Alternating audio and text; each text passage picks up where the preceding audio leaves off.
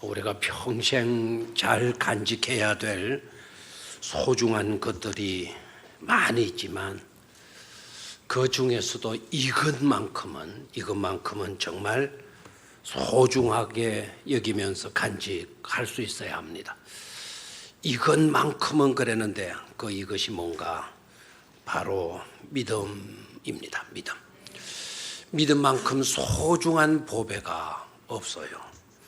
믿음은 또한 절대로 한 조각으로 생각할 수가 없어요. 믿음은 조각이 아닙니다. 믿음은 한 부분이 아닙니다. 일부가 아니고 믿음은 전부이고 믿음은 모든 것이 되어지는 겁니다. 믿으면 영생을 얻게 되고 믿으면 의롭게 되고 믿으면 죄 용서함 받게 되고 믿으면 구원받고 믿으면 해방되어서 믿으면 자유를 누리게 되어지는 것입니다. 그뿐만 아닙니다. 믿는 자에게 능치 못할 것이 없습니다. 믿는 자는 세상을 이긴다고 성경은 분명히 말씀하고 있습니다. 믿음을 소중히 여길 수 있게 되기를 축원합니다. 요즘 올림픽 때문에 밤잠을 설치는 분들이 꽤나 많다고 들었습니다. 오늘 새벽에도 어저께 저녁에 걱정을 태산같이 하시는 젊은이들을 만나봤어요. 나는 내일 새벽 3시 반에 일어날 거다. 왜 그런데? 그러니까 축구 봐야 된대. 축구. 새벽 3시 반에 일어나야 될 친구가 몇 시에 잠을 자느냐? 12시에 집에 들어갔어요. 그래서 3시 반에 일어나서 축구를 봤는지 안 봤는지 봐도 이겼으면 좋겠는데 1대0으로 깨졌다 그러네요. 근데 이제 이거 보고 왔다니까 잠을 설칠 수밖에 없죠. 주일 예배도 제대로 드리지 못할까 봐 염려는 하더라고요. 근데 올림픽의 주된 관심, 올림픽 하게 되면 여러분들의 관심은 어디에 쏠리고 있습니까? 우리나라만 그런 게 아니고 세계 모든 나라가 다 올림픽의 주된 관심은 금메달에 있더라고요. 은메달, 동메달도 다 귀합니다만 그런 것은 별로 묻는 자가 없는 것 같아요. 단지 누가 금메달을 땄느냐, 금메달을 몇 개 땄느냐, 금메달을 딴 나라가 어디지? 주로 그런 것만 묻고 그런 것이 집착을 하는 것을 보게 됩니다. 여러분 놀랍게도 성경에서 금메달을 딸 수 있는 비결을 말씀하고 있다는 사실을 여러분이 알고 있는지 모르겠어요. 이번에 양궁을 해서 이관왕 금메달을 딴 믿음 좋은 여자분이 있었죠, 그죠? 그 여자의 이름은 뭐라고요? 장혜진.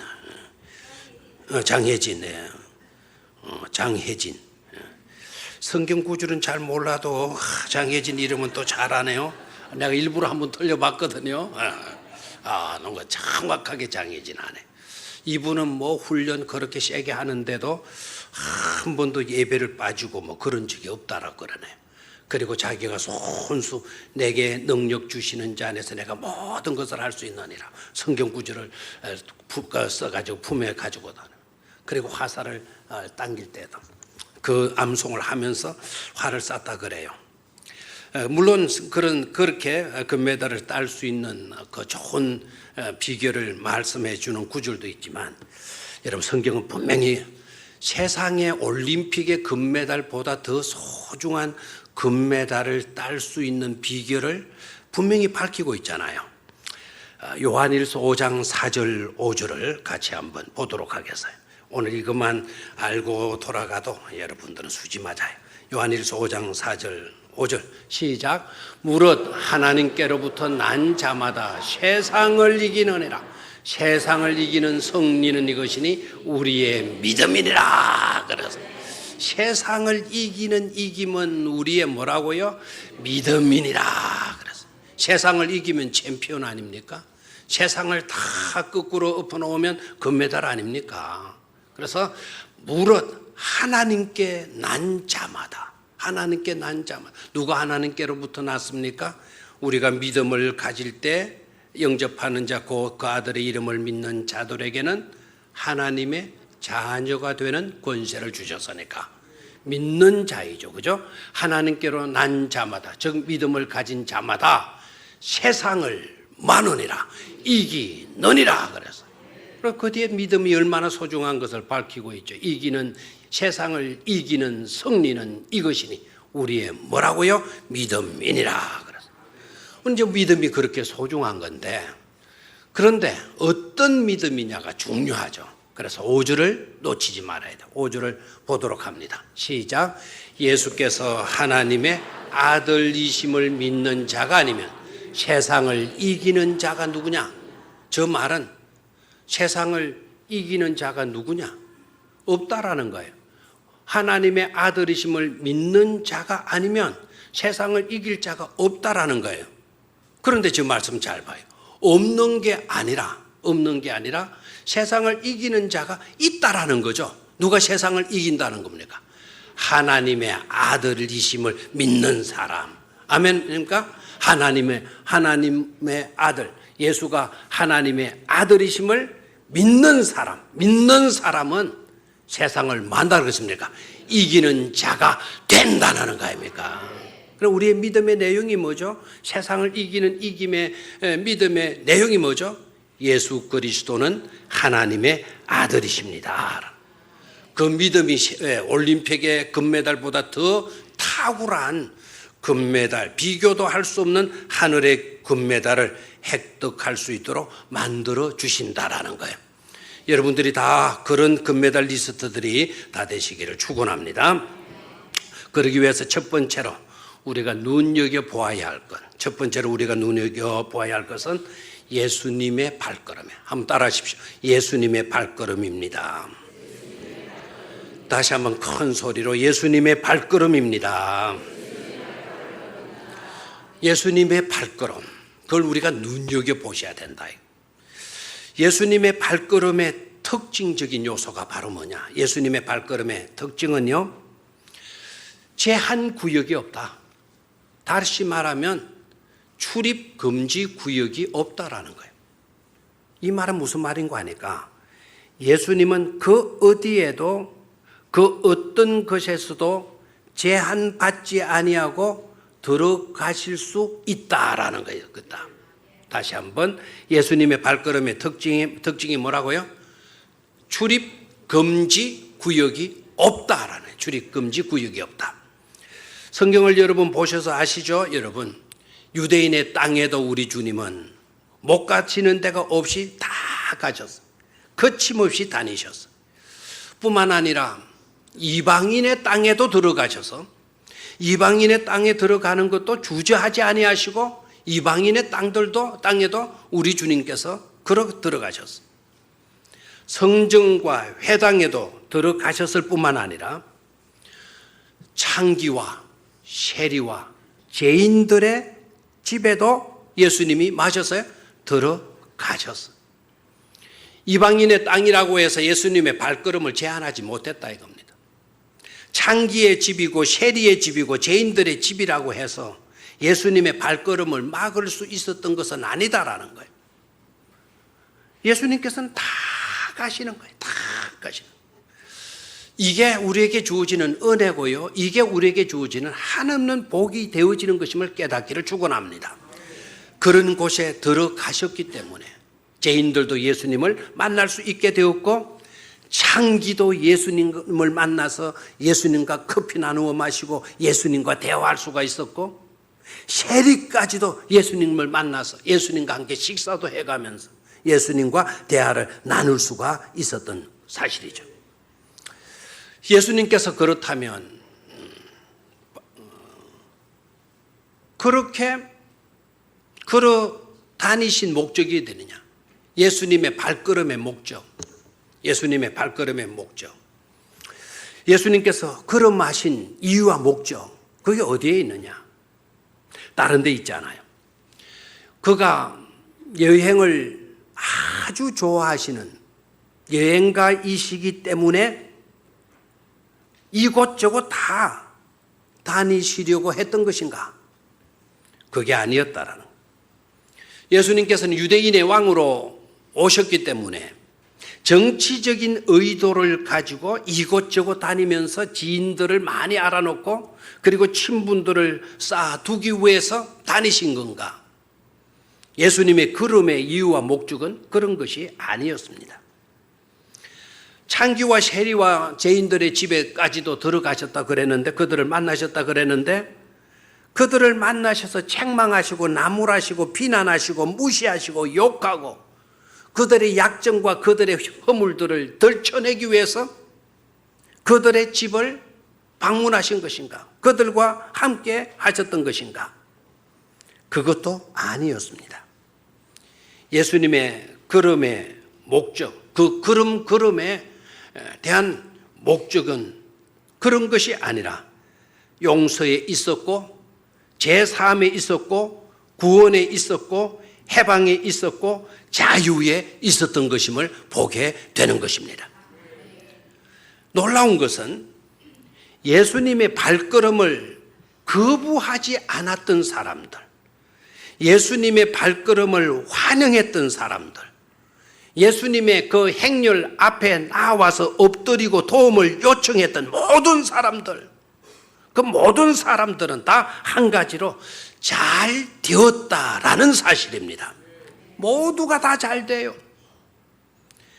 그 이유가 어디에 있을까? 그 이유가 어디 있을까? 왜 예수님을 거부하지 아니하고 나아가서 맞이했던 사람, 엎드렸던 사람, 존경하고 높였던 사람들, 도와달라고 요청했던 사람들, 한 가지로 이런 사람들이 다 잘 된 이유가 어디에 있었는가 하니까 예수님의 발걸음은 바로 구원을 주시기 위한 발걸음, 해방을 주시기 위한 발걸음, 자유와 행복을 주시기 위한 발걸음이었기 때문인 줄로 믿습니다. 마가복음 8장 23절, 호세아서 2장 14절에서 15절 말씀을 참고로 또 보도록 하겠어요. 마가복음 8장 23절. 다 같이 읽습니다. 시작. 예수께서 맹인의 손을 붙잡으시고 마을 밖으로 데리고 나가사 눈에 침을 뱉으시며 그에게 안수하시고 무엇이 보이느냐 물으시니. 자, 저 말씀을 보게 되면 예수님 이 광경을 여러분이 머리에 그려야 돼요. 2부 예배 마치고 난 뒤에 한 장로님이 저한테 오셔서 목사님 이게 좀 궁금합니다 하고 물어보셨는데 다음에 조금 이따 말씀드리죠. 자, 예수님께서 사람들이 데리고 나온 앞을 보지 못하는 시각장애인 사람들이 이 사람 도와달라고 예수님 앞에 데리고 왔더니 예수님께서 이 더운데 뭐 때문에 귀찮게 데리고 와 이게 아니고요. 데리고 나온 그 시각장애인의 뭐를 잡습니까? 손을 붙잡으시고 그 시각장애인을 데리고 어디로 나갑니까? 밖으로 나갑니다. 그리고 눈에 뭐를 바릅니까? 침을 뱉으시고 그에게 안수하시고 무엇이 보이느냐 이렇게 물어요. 자, 저 뒤에 말씀 24절의 내용을 읽어보게 되면 이 사람이 예수님께서 안수하시고 나니까 밝히 마게 되었다, 보게 되었다 이렇게 되어져 있어요. 밝히 마게 되었다, 보게 되었다, 밝히 마게 되었다, 보게 되었다. 손을 잡으시고 밖으로 데리고 나가시는 예수님의 그 발걸음을 여러분 생각해 보시라 이겁니다. 그 다음에 호세아 2장 14절에서 15절. 호세아서 2장 14절에서 15절 같이 읽습니다. 시작. 그러므로 보라 내가 그를 타일러 거친 들로 데리고 가서 말로 이러하고. 예수님께서 데리고 나가시는 겁니다. 예수님의 발걸음을 잘 생각해 봐요. 그 발걸음은 어떤 발걸음인가? 뭘 하기 위해서 그 발걸음을 데리고 나가신 건가? 바로 뭐 하기 위해서? 말로 위로해 주고. 말로 위로해 주시는데 뭘 그리고 데리고 나가시는가? 궁금하잖아요. 15절을 봅니다. 시작. 거기서 비로소 그의 포도원을 그에게 주고 아골 골짜기로 소망의 문을 삼아 주리니 그가 거기서 응대하기를 어렸을 때와 애굽 땅에서 올라오던 날과 같이 하리라 라고 말씀하래요. 데리고 나가신 목적이 어디에 있느냐? 그에게 포도원을 주기 위해서, 그리고 악을 골짜기로, 죽음의 골짜기, 어둠의 골짜기, 그 악을 골짜기로 뭐를 달아주려고? 소망의 문을 삼아주려고, 소망의 문짝이 되게 해주시려고. 그가 거기서 응대하기를 어렸을 때와 애굽 땅에서 올라오던 날과 같이 말이라 하리라 그랬어요. 이 말은 해방되어서 나오던 그때의 그 감격을 가질 수 있도록 예수님께서 해 주시기 위해서 그를 데리고 나가 주셨다라는 거예요. 아멘입니까? 아까도 맹인을 데리고 나가시는데, 맹인을 데리고 나가신 목적이 어디에 있느냐? 예수님의 그 발걸음의 목적이 어디에 있느냐? 그를 한적한 곳에 나가서 아무도 보지 아니한 데 가서 그를 보게 만들어 주시기 위함에 있다라는 것이죠. 그래서 예수님의 발걸음의 목적은 우리를 고치시고 우리를 온전케 하고 우리를 사하시고 우리를 구원해 주시고 어둠에 있던 우리를 빛 가운데로 거하게 하시고 절망의 문 앞에서 허우적거릴 수밖에 없는 우리에게 소망의 문을 열어 주시기 위함인 줄로 믿습니다. 중요한 것은 지금도 예수님의 그와 같은 발걸음은 여전히 지속되어지고 있다라는 사실입니다. 2000년 전에 예수님의 발걸음이 딱 멈춰진 게 아니다 이거예요.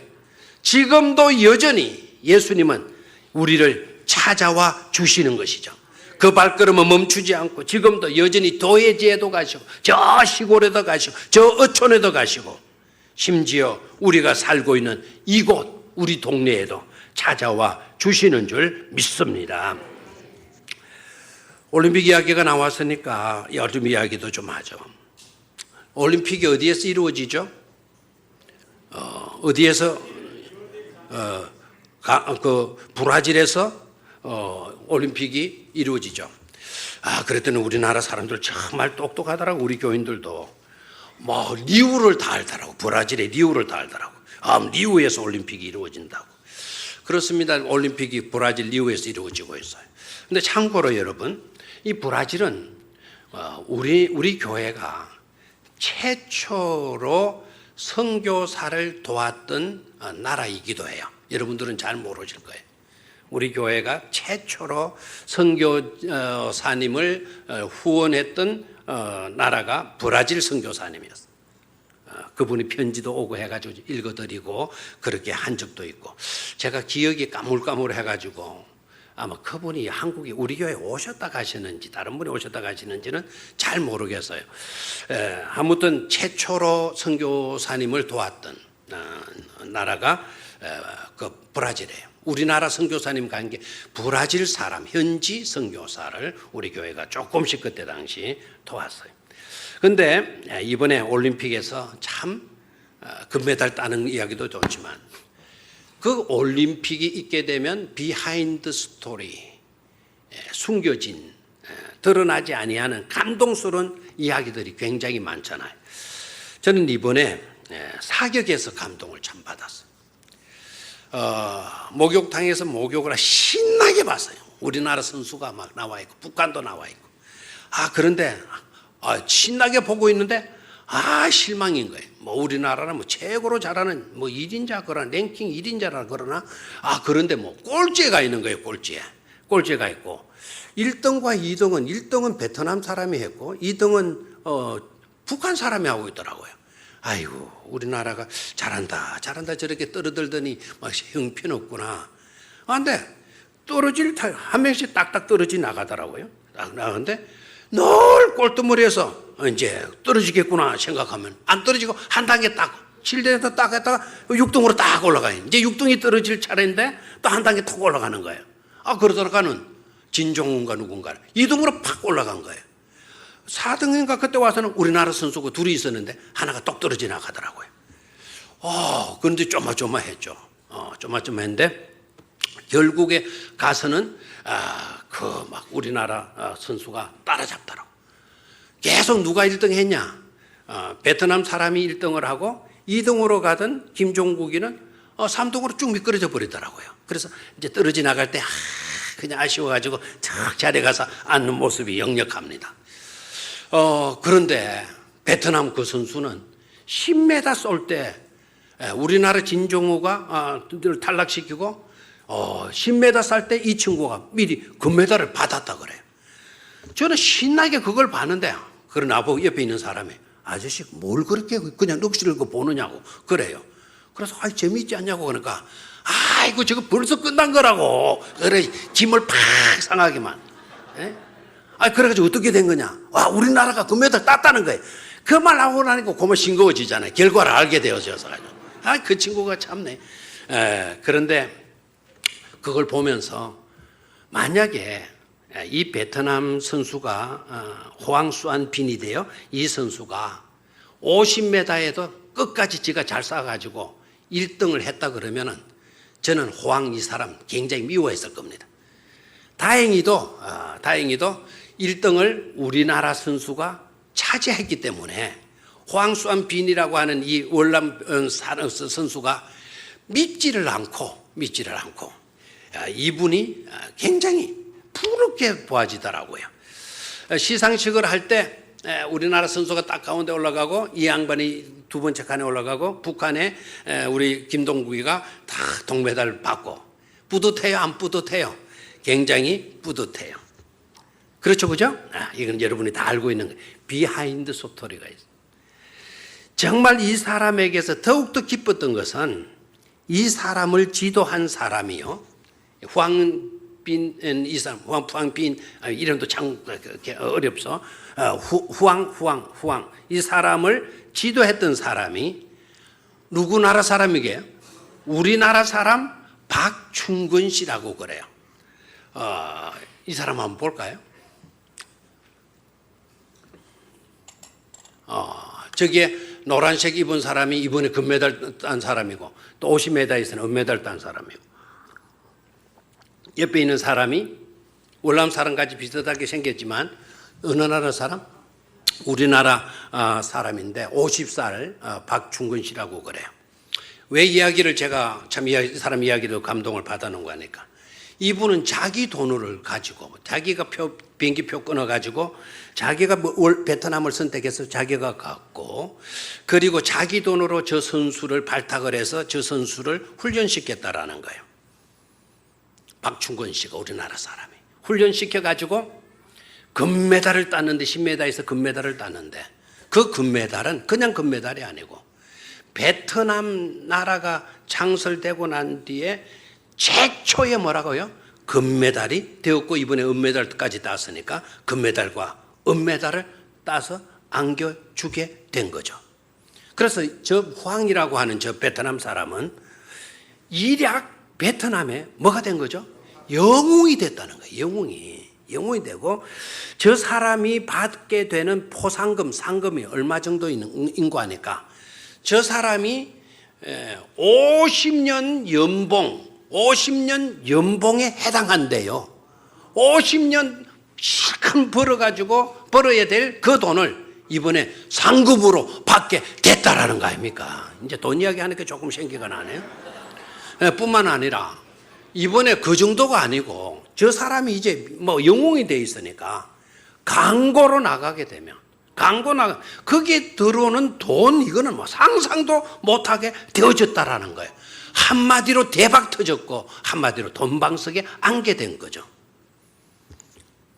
그러면서 여러분 저 사람이 저렇게 된 건 누구 때문이다? 저 사람이 저렇게 된 건 우리나라 사람의 박충근 씨 때문에. 사람 하나 잘 만나도 저렇게 대박 터지는 인생이 될 수 있다고 한다면 사람이 아닌 하나님이시고 하나님의 아들로 이 땅에 오셔서 우리를 감독해 주시고 우리를 돌보시고 우리를 지도해 주시는 그분을 제대로 만난다고 한다면 그것처럼 신바람 나는 일은 없을 줄로 믿습니다. 하고 보면 지금 우리가 이렇게 깨재재하게 좀 보일는지 모르지만 하고 보면 저와 여러분들은 대박 터지고도 남을 출세하고도 남을 복받을 그런 성도들인 줄로 확신합니다. 저는 잘 모르기는 몰라도요 박충근 감독의 베트남에서의 그 발걸음, 저 발걸음 비행기표를 끊어가지고 자기가 베트남으로 가셔서 그 베트남을 돌아다니실 것 아닙니까? 그 발걸음은 예수님의 발걸음을 몇만 분의 1, 몇만 분의 1 정도라도 나타낸 것이 아닐까 생각해 봤습니다. 몇만 분의 1번. 예수님을 그대로 드러내어 보여주신 것이 아니겠는가 생각해 봅니다. 예수님은 지금도 여전히 사람을 통해서 역사해 주실진데 말입니다. 우리는 예수 그리스도를 배척하는 인생을 살지 말고 예수를 늘 환대하고 예수를 높이시고 그분이 내 삶을 지도하게 만들고 그분이 나를 감독할 수 있도록 예수님께 전폭적으로 의지하는 저와 여러분들이 되시기를 축원합니다. 두 번째로 우리가 눈여겨봐야 할 것은 예수님의 손길에 한번 따라하십시오. 예수님의 손길. 두 번째 눈여겨봐야 될 것이 뭐라고요? 예수님의 손길. 오늘 본문을 보면 사람들, 정말 좋은 사람들이에요. 참 살벌한 세상에서 이런 좋은 사람들이 있다라는 게 희망이죠. 이 사람들은 기먹고 말 더듬는 자를 데리고 예수님께 온 거예요. 온 목적은 이 사람에게 예수님이 안수해 주기를 바라면서 온 거예요. 그래서 부탁을 해요. 안수해 달라고. 듣지 못하는 청각장애인, 말하지 못하는 언어장애인, 이 사람을 데리고 와서 간구해요. 예수님께 안수해 달라고. 그랬더니 예수님께서 어떻게 하시는고 하니까 예수님이 그를 데리고 나가시는 장면 눈여겨봤죠? 데리고 나가시고는 예수님께서 손으로 그 사람의 양귀에 손을 넣는 거예요. 한번 따라해봐요. 청각장애인, 언어장애인의 귀에 예수님이 양귀에 뭐를 넣고 손가락을 넣습니까? 너무 꽉 여러분 내 설교가 안 들어서 계속 막고 있어야 됩니다. 넣었습니까? 그 다음에 침을 뱉었어요. 침을 딱 뱉는. 그럼 어디에 뱉어야 돼? 얼굴에다 뱉은 거 아닙니까?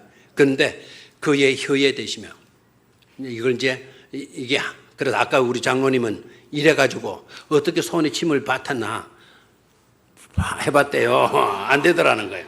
이게 연속 동작입니다. 귀에 손을 대시고 그 다음에 손에 침을 뱉으시고 아해 해가지고 그 혓바닥에다가 손을 대신 거예요. 알겠습니까? 그렇게 하시고 하늘을 우러러 탄식하셨다 그래요. 여러분 하늘을 우러러 탄식했다. 예수님이 하늘을 우러러 이렇게 하신 것은 지난번에도 있었어요. 오병이어의 기적을 행하실 때 떡덩어리 5덩어리를 잡으시고 하늘을 우러러 그때는 뭐 하셨습니까? 축사하시고 감사기도 들으셨어요. 오늘은 하늘을 우러러 deep sigh 탄식 깊이 탄식하시면서 에바다 하셨다 그랬어요. 에바다의 이름이 뭐죠? 열려라 라고 말씀을 하셨다라는 거예요. 그랬더니 어떻게 됐습니까? 그의 귀가 열리고 꼬부라졌던 혀가 팍 뭐게 된 거죠? 펴지게 되어졌다라는 거예요. 되어졌다. 다시 말하면 해방된 것이죠. 해방된. 그 육신의 제약에 갇혀있던 그가 완전히 해방된 것이죠. 그 광경을 주변에 있던 사람들이 지켜봤을 것 아닙니까? 주변에 있는 사람들이 지켜보니까 세상에 이런 일이 어디 있습니까? 못 듣던 그 사람이 막 소리를 듣게 되고 혀가 꼬부라져 가지고 말을 하지 못하던 이 사람이 갑자기 해가 쫙 펴지면서 분명히 말을 하는 거예요. 분명히 너무 감사하다고 너무 좋다고 그냥 뭐 이렇게 좋은 일이 어디 있겠냐고 막 감탄하는 거예요. 그 모습을 주변 사람들이 다 보고 한 말이 있어요. He has done everything well. 그분은 행하는 모든 것들이 다 좋았더라라는 거예요. 좋았더라. 너무너무 잘하였도다. 너무너무 좋은 일을 하시는 분이시다라는 이런 고백이 나오게 된 것을 볼 수가 있습니다. 그렇습니다. 우리 주님은 우리를 위해서 오셨습니다. 우리를 위해서 간구해 주시는 분이십니다. 우리의 간구를 들어주시는 분이십니다. 우리의 필요를 아시는 분이십니다. 우리를 위해서 배려해 주시고 우리를 위해서 사랑과 능력의 손길로 어루만져 주시는 분이신 줄로 믿습니다. 그래서 고침의 역사가 일어나고 용서의 역사가 일어나고 구원의 역사가 일어나고 자유의 역사가 일어나고 해방의 역사가 일어나게 되는 것입니다. 예수로는 모든 것이 오케이예요. 그리고 그와 같이 역사하시는 예수님은 옛날에 2000년 전에 그랬다가 아니고 지금도 여전히 그렇게 손매내시고 어루만져 주시고 고쳐 주시고 회복시켜 주시는 줄로 믿습니다. 제가 이번 주 토요일 날 제 후배 목사님 아들 결혼을 하는데 제가 주례를 저한테 부탁해서 제가 안 하고 다른 사람에게 부탁해라 사정을 했는데 굳이 저보고 해달라고 그래가지고 허락을 했어요. 허락을 하다 보니 이게 좀 부담이 돼요. 자, 이분은 현지 우리 노회의 노회장이죠. 그리고 며느리로 돌아올 사람 그 부모님들도 목사님이죠. 그러니까 이 결혼식에 목사님 장로님들이 엄청나게 오실 게 아닌가 하는 부담이 돼요. 그래서 이 좀 잘해야 되겠는데. 그래서 서점을 돌렸어요. 서점을 돌려서 자료가 될 만한 책들을 찾고 있는데 한 책을 뽑았더니 한 책을 딱 그것도 뽑았더니 이게 하나님의 도심에 딱 떠가지고 딱 펴서 눈이 딱 갔는데 냉장고를 붙들고 종일토록 울었다. 그래서 이게 눈이 가요. 뭐 때문에 냉장고 열어놓고 울었나? 먹을 것이 없어서 울었나? 많아서 울었나? 그래서 이제 앉아가지고 읽다가 아유 막 감동이 서려와서 읽다가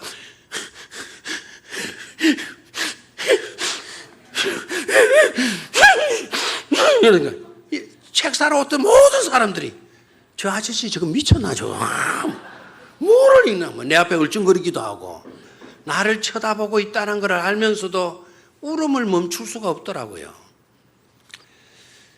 같이 한번 읽어보도록 하죠. 결혼하자는 청혼을 받은 지 일주일, 남자친구는 우리 집에 인사 오겠다고 언제 가면 되겠느냐고 자꾸 조른다. 아버지는 돌아가셨어 라고 이미 말했고 그리고 어머니는 아프셔 라고 계속 밀었다. 마루 하나 방 하나 조그만 우리 집을 선뜻 보여주기 쉽지 않았다. 그런 내 마음을 알 턱이 없는 엄마는 오늘도 하루 종일 누워만 있다. 집에 들어서면서 짜증을 내고 그 끝은 언제나 도대체 나한테 해준 게 뭐야? 라는 칼이 되어 엄마에게 날아간다. 화딱지에 눈물에 엉망인 마음으로 냉장고 문을 확 열어 젖혔다. 커다란 파인애플이 2개. 이게 뭐지? 라는 생각이 들 때쯤 엄마의 목소리가 들렸다. 너랑 결혼하고 싶다는 친구가 다녀갔다. 너하고 같이 오려고 기다리고 기다리다가 네가 너무 바빠서 혼자 먼저 왔대. 아픈 나 먹으라고 그 녀석이 파인애플을 사왔는데 나도 그 녀석 온다길래 파인애플을 사놨지 뭐야. 그 녀석 아주 선하니 좋게 생겼더라. 나만 빼고 다 착한 세상이라는 생각이 스쳐갔다. 냉장고 문을 붙들고 서서 하루 종일 울었다. 아무도 우는 사람이 없지만 왜 그런지 그날 저는 엄청나게 울었어요. 나한테 해준 게 뭐가 있다고. 그 말은 절대로 내뱉어서는 안 되는 말인데 딸이다 보니까 그 말이 터져나. 그게 칼이 되어 엄마에게 날아. 여러분 어떻습니까? 이 청년의 마음, 이 청년의 마음. 예수님의 마음을 닮았다고 생각하지 않습니까? 이 청년의 발걸음, 예수님의 발걸음을 닮았다고 생각하지 않습니까? 이 청년의 손길, 냉장고 안에 들어있는 파인애플 하나, 이 청년의 손길이 예수님의 손길을 닮았다고 생각하지 않습니까? 그의 발걸음, 그의 마음, 그의 손길, 거기에서 예수님의 마음, 예수님의 발걸음, 예수님의 손길을 어련덧 비춰지고 있다고 생각하지 않습니까? 그렇습니다. 예수님은 이 청년 가운데에서 여전히 지금도 역사하고 계시는 줄 믿습니다. 오늘 우리들에게도 그렇게 역사하실 줄로 믿습니다. 마지막 세 번째로 우리가 눈여겨봐야 될 한 단어가 있어요. 다시라고 하는 단어예요. 한번 따라하시죠. 다시. 31절을 같이 읽습니다. 시작. 예수께서 다시 두로 지방에서, 예수께서 다시 뭡니까? 두로 지방에서 나와, 이렇게 되어 있죠. 31절에 찾았습니까? 다시라는 이 단어, 다시라고 하는 이 단어가 갖는 의미는 이례적 행차가 아니란 말입니다. 한 번 오신 발걸음이 아니었다라는 거예요. 그리고 인사차 순방하시는 그런 발걸음이 아니었다라는 것입니다. 이 다시가 갖는 의미가 바로 뭔가 하니까 우리의 필요를 채워주시고 우리의 문제를 해결해 주시기 위해서 다시 찾아오시고 다시 돌보아 주시고 다시 문제를 해결해 주시는 것을 의미하는 단어이다 이 말입니다. 그래서 이 단어가 얼마나 중요한지 몰라요. 그리고 우리 주님이 다시의 주님이시기 때문에 얼마나 고마운지 몰라요. 오늘 읽은 본문 말씀 바로 뒷장이 8장 아니겠습니까? 8장 25절을 좀 보도록 하겠어요. 여기에서도 우리가 눈여겨봐야 될 이상한 내용, 이상한 단어가 나옵니다. 8장 25절 찾았습니까? 시작. 이에 그 눈에 다시 안수하심에 그가 주목하여 보더니 나서 모든 것을 밝히 보는지라 라고 했습니다.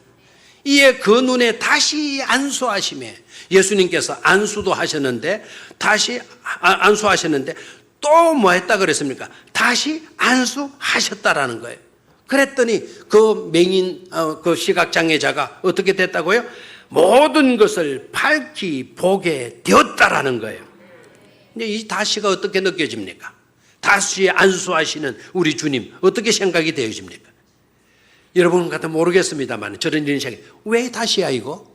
예수님의 안수의 능력이 떨어졌나? 예수님의 안수의 능력이 부족했기 때문인가? 예수님은 한 번만에 모든 것을 다 치유하실 수도 있지 않은가? 그런데 왜 다시 안수를 하시니까 밝히 보게 되었더라고 이렇게 되어져 있는가?